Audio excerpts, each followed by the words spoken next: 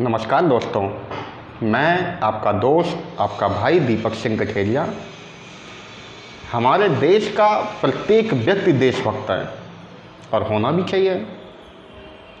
हमें हमारे देशवासियों से, हमारे देश की संपदाओं से, हमारे देश के संस्थानों से, हमारे देश के सम्मानित संवैधानिक पदों पे कार्यरत लोगों से, जैसे प्रधानमंत्री, मुख्यमंत्री, राज्यसभा लोकसभा सदस्य या इनसे संबंधित इन्हीं कार्य क्षेत्रों के अन्य लोग, या हमारे देश का राष्ट्रीय प्रतीक, हमारा राष्ट्रीय ध्वज, हमारा राष्ट्रीय गान, हमें इन चीज़ों से भी प्यार होना चाहिए और आम तौर पे लोगों को होता भी है।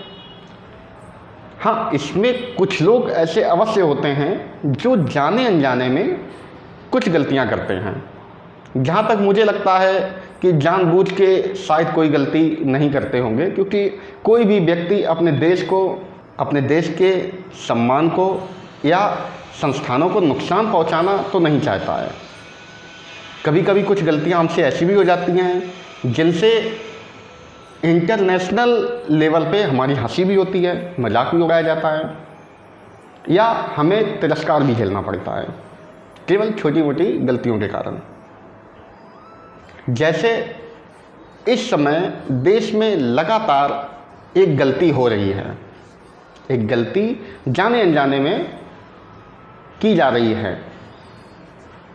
जैसा कि हम सभी लोग जानते हैं कि सरकार ने एक आदेश आया था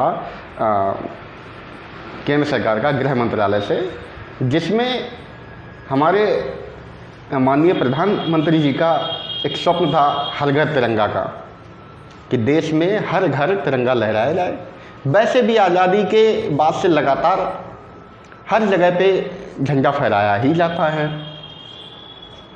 सरकारी कार्यालयों में, गैर सरकारी कार्यालयों में, शिक्षण संस्थानों में झंडा फहराया जाता है। हाँ, 2004 से पहले घरों में, दुकानों पे या सार्वजनिक जो व्यक्तिगत लोग हैं उनके द्वारा झंडा नहीं फहराया जाता था, लेकिन 2004 के सुप्रीम कोर्ट के आदेश के बाद में लोग घरों पर भी व्यक्तिगत रूप में भी झंडा फहरा सकते हैं, ऐसा नियम हो गया था। उससे पहले ऐसा कोई नियम नहीं था। अब चूँकि लोग प्राइवेट जगहों पर भी झंडा लगा सकते हैं, बहुत अच्छी बात है। झंडे के प्रति प्रत्येक व्यक्ति का सम्मान होना भी चाहिए, और शायद प्रधानमंत्री जी या सत्ता पार्टी की विचारधारा भी यही रही होगी कि किसी भी प्रकार से लोगों के अंदर देशभक्ति की भावना को और अधिक अच्छे स्तर से जगाया जाए, जिस पर हर घर तिरंगा अभियान चालू किया गया था, जिसमें 13 अगस्त से 15 अगस्त तक घरों पर या प्राइवेट प्रॉपर्टी पर झंडा लगाने की अनुमति दी गई थी, जिसमें दिन और रात दोनों शामिल थे कि दिन और रात दोनों में लगाया जा सकता है। लोगों ने बहुत अधिक स्तर से इस अभियान का हिस्सा लोग बने, और जो कि बहुत खुशी की बात है। लोगों ने झंडा लगाए अपने घरों में, दुकानों पे, प्राइवेट जगह पे, बहुत अच्छे स्तर से। और देश में पहली बार शायद इतना अधिक झंडों की बिक्री हुई पूरे देश में।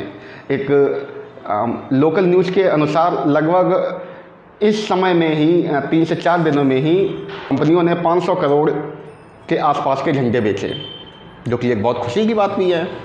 लेकिन इस सब में एक गलती लगातार हो रही है लोगों के द्वारा। लगातार एक चीज़ को नज़रअंदाज किया जा रहा है कि हम कहीं ना कहीं झंडा अभियान का हिस्सा बनने के बाद, क्योंकि सरकार ने केवल 13 से 15 तक की अनुमति दी थी, उसके बाद आज भी आप घरों में या दुकानों पे या फिर प्राइवेट प्रॉपर्टी पे या लट्ठों पे, जो पोल होते हैं लाइट के, या जो टावर होते हैं, ऐसी कई जगहों पे आज भी आप झंडा लगा हुआ देख रहे होंगे, जो कि एकदम अशोभनीय है और असंवैधानिक है। अशोभनीय इसलिए है क्योंकि जबकि आदेश 13 से 15 का था। उसके बाद आज भी झंडे लगे हुए हैं और इन सब में कहीं ना कहीं हम अपने देश के राष्ट्रीय ध्वज का तिरस्कार कर रहे हैं, उसकी बेइज्जती कर रहे हैं, क्योंकि हमारा राष्ट्रीय ध्वज हमारे सम्मान का प्रतीक है और हम अपने सम्मान पे ही प्रश्न चिन्ह लगा रहे हैं। असंवैधानिक इसलिए क्योंकि भारतीय झंडा संहिता 2002 के अनुसार झंडे को गंदा, मैला कुचैला या फटा हुआ झंडा नहीं लगाया जा सकता। क्योंकि लोगों ने नए झंडे खरीद के लगाए, बहुत अच्छी बात है, लेकिन अब इतने दिनों के बाद वो झंडे या तो फटने लगे हैं या धूल मिट्टी से गंदे होने लगे हैं और उन झंडों की स्थिति जो है अब वो देखने में बिल्कुल भी अच्छी नहीं है। इससे कहीं ना कहीं हम लोग हमारे राष्ट्रीय ध्वज का तिरस्कार कर रहे हैं, जो कि एक गलत बात है। सरकार की मंशा साफ थी कि लोगों के अंदर राष्ट्रीय ध्वज के प्रति सम्मान आए, हालांकि ऐसा हुआ भी है। प्रत्येक घर, प्रत्येक छत, प्रत्येक व्यक्ति ने बिना धर्म, जाति, संप्रदाय, क्षेत्र, एरिया देखे अपने घरों में झंडा फहराया। क्योंकि भारत का रहने वाला हर व्यक्ति भारतीय है, उसे अपने देश से, अपने झंडे से प्यार है। लेकिन इस समय जो झंडे अभी भी लगे हुए हैं ये कहीं ना कहीं बहुत ही अशोभनीय हैं, जिस पर लोगों को गौर करना चाहिए। क्योंकि जब सरकार ने ये आदेश पारित किया, जब गृह मंत्रालय से एक आदेश आया था, क्योंकि सरकार ने आदेश किया था और इस आदेश से पहले भी एक आदेश था जिसमें साफ साफ लिखा था ये, जैसा कि पहले हम लोग जानते हैं कि हमारे देश के झंडे जो थे वो खादी के बनते थे। क्योंकि भारत में पूरा खादी ग्रामोद्योग ही है, एक मंत्रालय है, केंद्र और राज्य सरकारों दोनों में लगभग होता ही है। तो इसमें इसी के द्वारा झंडे बनाए जाते थे, देश में ऐसा ही चलता रहा है हमेशा से। लेकिन सरकार ने आदेश किया था कि अब झंडा केवल खादी द्वारा ही नहीं बल्कि मशीनों द्वारा निर्मित सूती, पॉलिस्टर, सिल्क, इन कपड़ों का भी बन सकता है, जिसका उस समय बेंगेरी खादी ग्रामोद्योग के सचिव शिवानंद जी ने काफ़ी विरोध भी किया था। क्योंकि उनका कहना ये था कि जबकि पूरे देश में बेंगेरी से बने हुए झंडे पहुंचाए जाते हैं, पूरे देश में बेंगेरी में बने हुए झंडे ही बेचे जा रहे हैं जो खादी के बने होते थे, और कई विदेशी राजदूतों में भी यहीं से बने हुए झंडे पहुंचाए जाते हैं। उस समय देश में गृह मंत्रालय द्वारा ऐसा एक नियम असंवैधानिक है। जो मशीनों द्वारा सूती, पॉलिस्टर, सिल्क के कपड़े प्राइवेट कंपनियों द्वारा बना के और मार्केट में उतारे जाएंगे। क्योंकि इससे एक सबसे बड़ी विडंबना ये थी कि देश में पहले से खादी ग्रामोद्योग है और झंडे हमेशा से ही खादी के बना के ही मार्केट में उतारे जाते थे, जिससे कहीं ना कहीं ये मंत्रालय भी मजबूत हो रहा था और देश की ही अर्थव्यवस्था सुधर रही थी। लेकिन इस बार सरकार ने 30 दिसंबर 2021 को आदेश पारित किया, जिसमें बोला गया कि प्राइवेट कंपनियां भी मशीन के द्वारा सूती, पॉलिस्टर और सिल्क के कपड़ों से झंडे बना सकती हैं, जिसका विरोध भी हुआ। अब इस सब में सबसे बड़ी बात निकल के ये आती है कि आखिर सरकार को ऐसी करने की आवश्यकता क्या थी, जब देश में मंत्रालय सरकार का है, झंडे भी सरकार द्वारा ही बनाए जा रहे हैं और उन झंडों से होने वाली आय भी सरकार को ही मिल रही है। तो उसमें सरकार को प्राइवेट कंपनियों को ठेका देने का कोई तर्क विशेष समझ में नहीं आ रहा है। जो भी है, सरकार की कुछ ना कुछ मंशा तो रही ही होगी इस पे, वरना कोई एक व्यक्ति या एक इस लेवल का, सचिव लेवल का व्यक्ति अगर विरोध कर रहा है तो जाहिर सी बात है कि उसने अपना तर्क तो लगाया ही होगा। अब क्योंकि उनका आरोप तो ये भी था कि केंद्र सरकार जो है वो खादी ग्रामोद्योग को कमज़ोर करना चाहती है। अब इस बात में कितनी सच्चाई है वो मुझे जानकारी नहीं है।